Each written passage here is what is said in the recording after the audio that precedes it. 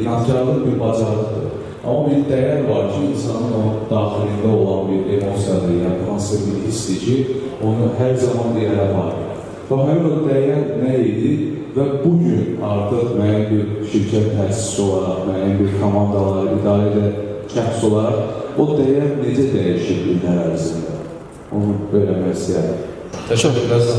Çox maraqlı sualı, çox sağ olun. Yəni, həqiqətən, mən iş fəaliyyətim demək olar ki, 12 ilə yaxındır ki, fəaliyyətdəyəm və mən uşaqlıqdan bugünə gələrkən həmişə çalışmışam, hansı sahədə olsun, fərq etməz, məktəbdə olur, institutda olur.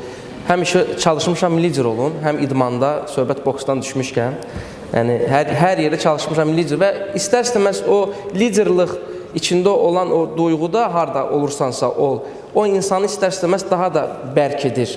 Və mənim həyatımda ən vacib olan məsələ o idi ki, mən heç vaxt negativ heç nəyə yanaşmırdım.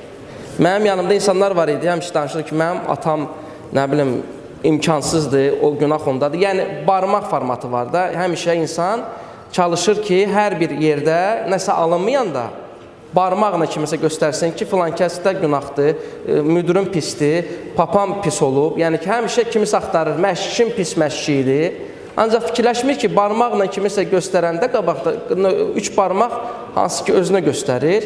Və həmişə mən elə bir fikirdə olmuşam ki, yəni, nə olur olsun, mən çalışacağım ki, yaxşı olsun və bugünkü gündə o içimdəki olan o hissiyat məsələsi var idi. Mən baxırdım ki, kimsə imkanı var, kimdəsə o var, mən demirdim, onda niyə var? Mən deyirdim, məndə niyə yoxdur və mən nə edim ki, məndə olsun? Mən Astanovkada dayanarkən, yanımdan xarici maşınlar keçirdi. Mən dayandırdım, yəni avtobus gözləyirdim, nəsə belə bir şey. Mən baxanda mən demirdim, o kimisə papasının, dayısının, nə bilim, gül balasıdır. Mən deyirdim, vaxt gələndə o məndə olacaq. Və yollar axtarırdım ki, onu mən necə eləyim ki, mən bunu əldə eləyim.